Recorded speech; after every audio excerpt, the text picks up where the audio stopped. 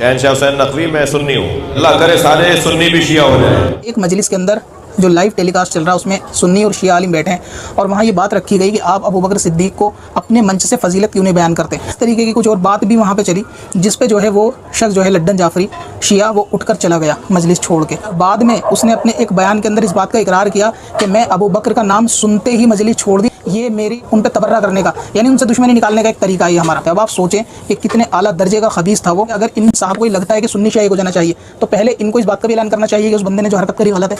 इनको अपनी शिया आवाम को पहले ये समझाना चाहिए कि तमाम सहाबा जन्नती हैं और किसी एक को भी बुरा भला कहना ये खबीस नस्ल का काम है, ये किसी मुसलमान का काम नहीं है। तो जब आपकी जमात से सहाबाओं पे लानतान होती है, अम्मा आयशा पे लानतान होती है, यानी ये वैसा ही है कि गू में खड़े होकर कोई बंदा गुस्ल करने का दर्स दे। तो इसलिए ये सारी वीडियो ये फर्जी वाला ये सिर्फ सोशल मीडिया के ऊपर व्यू हासिल करना अगर एक होने वाली बात है तो पहले उस कुफरियात से तौबा करनी पड़ेगी, वरना ईमान के साथ कोई समझौता नहीं हो सकता।